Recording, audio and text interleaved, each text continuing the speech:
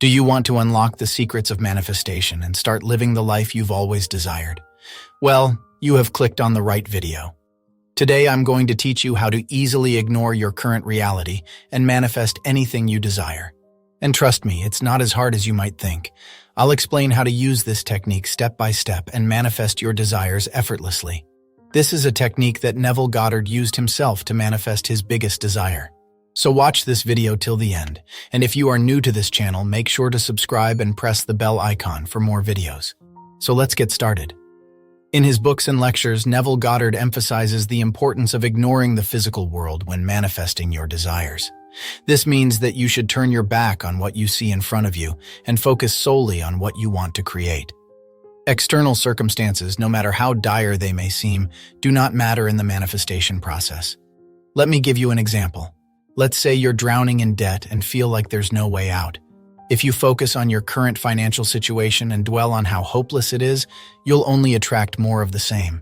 However, if you choose to ignore your 3D reality and instead focus on the feeling of financial abundance and security, you'll begin to attract opportunities that will lead you out of debt. The same principle applies to any area of your life. Whether you're dealing with a health issue, a strained relationship, or any other challenge, ignoring your 3D reality can help you create the reality you desire. So, why does this work? According to Neville, everything you see around you is a reflection of your consciousness and the contents of your subconscious mind. In other words, your external reality is a product of your internal reality. Your thoughts, beliefs, and feelings shape the world around you. Therefore, if you want to change your external reality, you must first change your internal reality. This is where ignoring your 3D reality comes in. By focusing solely on your desired outcome and ignoring any evidence to the contrary, you're effectively reprogramming your subconscious mind. Now, I know this may sound easier said than done. Ignoring your current circumstances can be challenging, especially if they're particularly distressing. However, you have to remember that you have the power to choose your thoughts and focus your attention. You don't have to let your external reality dictate your internal reality. Do you know that 2 layers make up your world? There's the 3D layer, the one you can see and touch, and then there's the metaphysical layer, made up of energy. The latter is the source of the former, the state of being that you embody within yourself. It's like looking into a mirror. The reflection you see is your 3D reality, but what's behind it is the energy that creates it. So when you smile or frown in the mirror, that energy is reflected to you in your 3D reality. But your 3D reality doesn't hold any deeper meaning than what you give it. It's a transient shadow based on your consciousness, which is the source of that shadow. That's why it's important not to assign too much importance or meaning to your current reality. We know that it's impossible to ignore 3D completely, but you don't have to react to it like it has some kind of independent power or authority over you. Let's say you have adult acne and want to manifest clear skin. It's easy to feel devastated by it and to wake up every morning and scrutinize every new pimple that has shown up. You might even feel hopeless, like there's nothing you can do except use strong medications with serious side effects. But that's where you need to stop assigning meaning to what you see in the mirror or your thoughts and feelings about it. Instead, start by not looking in the mirror unnecessarily. If you do look, become indifferent to anything you don't want to see. Tell yourself you're beautiful and that your skin can change. Stop feeling like a victim of your reality and start visualizing your flawless face in the mirror. It's a complete shift in perception, and it's hard to do when you're not feeling good about your reality. But by doing this, you're changing the energy behind the mirror and ultimately changing your 3D reality. The law doesn't care if you hate or love what it reflects on you. It's a simple reflection, nothing more. You have the power to change that reflection by changing the energy behind it. So smile in the mirror, even if you don't feel like it. Feel the energy of happiness and satisfaction within yourself, and watch as it reflects you in your 3D reality. It's easy to get caught up in the negativity of our current reality. But by shifting our perception and focusing on the energy behind the mirror, we can manifest the reality we want. It's not always easy, but it's worth it. Neville Goddard says that the reality you experience is not the only reality. What you see with your eyes is just a small piece of the puzzle. The world behind your eyes is what really matters.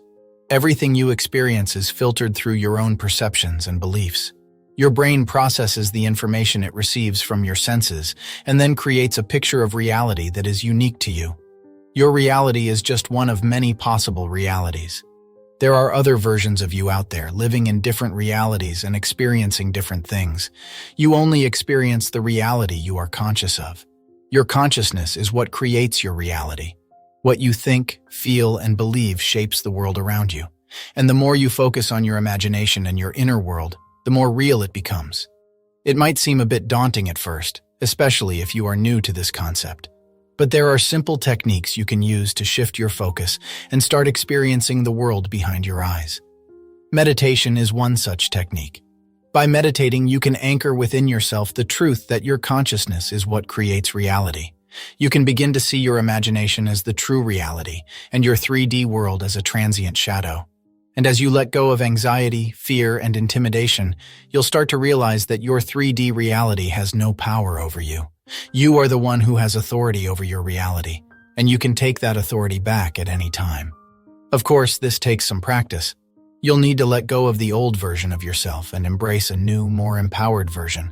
And you'll need to persist in ignoring your 3D reality, even when it feels uncomfortable. But with time and practice, you'll find that it becomes easier and easier to shift your focus and experience the world behind your eyes. So keep your focus on what you do want, rather than what you don't want. Use techniques that help you stay focused on your goals. And when you feel anxious or stressed, try mindfulness meditation to calm your nervous system and help you stay centered.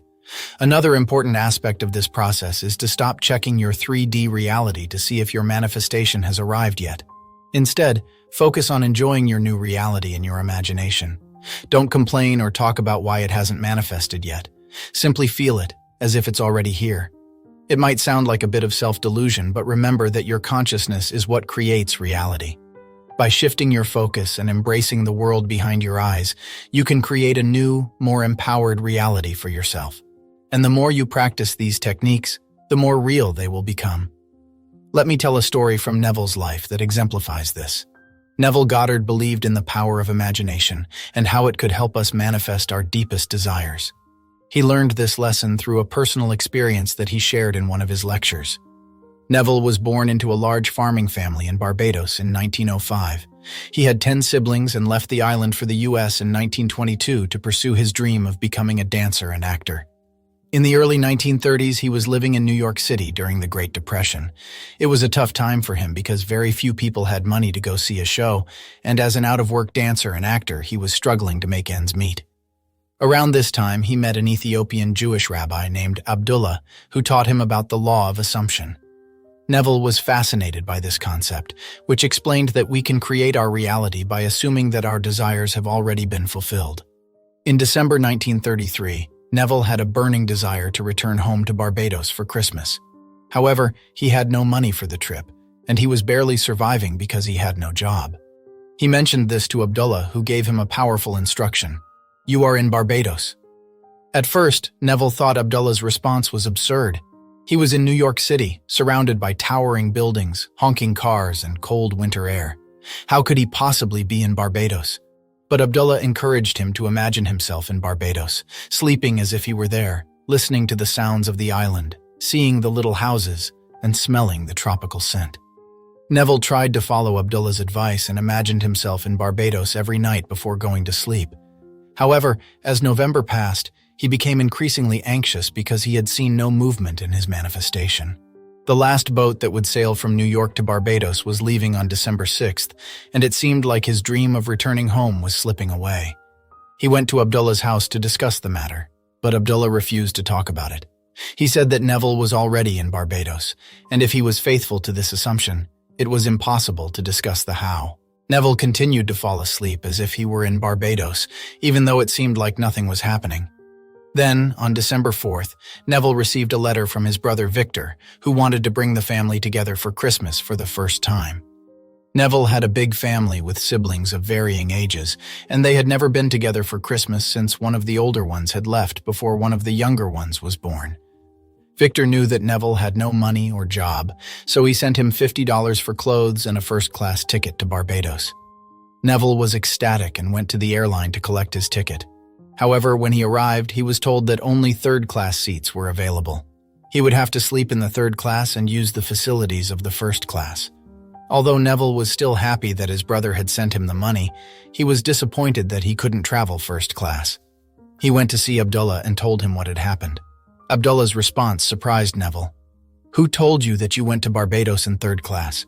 You are in Barbados, and you went first class on the morning of December 6th. Neville went back to the airline to check in for his trip, and to his surprise he was told that a passenger had cancelled, and there was now a place available in first class. Neville spent 3 heavenly months in Barbados with his family. Through this experience, he learns that he has to stop discussing what he is manifesting, why it hasn't arrived yet, or how to make it arrive. Such discussions need to be cut off, and instead, one's focus should be brought back to the wish fulfilled. This is what is meant by the teaching. You are in Barbados, so this is an important part of ignoring the 3D too. You've stopped talking about or thinking about how you haven't gotten your manifestation yet, and instead you just live it in your imagination. You travel along the bridge of incidents without stressing about them or talking about where you might be on the bridge.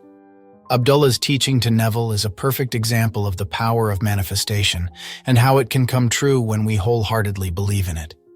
In this story, we can see how Neville, despite facing a financial crisis, never gave up on his dream of visiting his homeland for Christmas.